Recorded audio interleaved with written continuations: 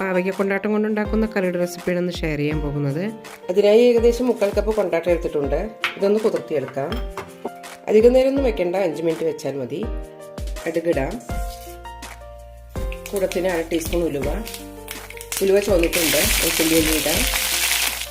വെളുത്തുള്ളി ചെറുതായി ചുവക്കുമ്പോൾ സവാളയും ചെറിയുള്ളി ഇടാം. ഒരു പകുതി സവാളയും 20ഓളം ചെറിയുള്ളി എടുത്തിട്ടുണ്ട്. ചെറുതായി ചുവക്കാൻ തുടങ്ങിയിട്ടുണ്ട്. ഇനി ഇതിലേക്ക് തക്കാളി ഇടാം.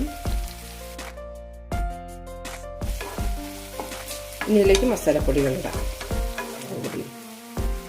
മസാല നന്നായി റോസ്റ്റ് ആയിട്ടുണ്ട്. ഇതിലേക്ക് പുളി ഒഴിക്കാം. തിളയ്ക്കാൻ തുടങ്ങുമ്പോൾ കയ്പയ്ക്ക കുതിർത്തത് ഒഴിക്കാം. വെള്ളത്തോടു കൂടി തന്നെ ഒഴിച്ചു കൊടുക്കാം. ആവശ്യത്തിന് ഉപ്പ് ഇടാം. ലോ ഫ്ലെയിമിൽ അടച്ചു വെച്ച് 10 മിനിറ്റ് വേവിച്ചെടുക്കാം. ചോറിൻ്റെ കൂടെ നല്ലൊരു കോമ്പിനേഷനാണ് ഈ കറി. കയ്പയ്ക്ക കൊണ്ടാട്ടം കൊണ്ടുണ്ടാക്കുന്ന ഈ പുളിങ്കറിയുടെ റെസിപ്പി എല്ലാവരും ഒന്ന് ട്രൈ ചെയ്ത് നോക്കൂ.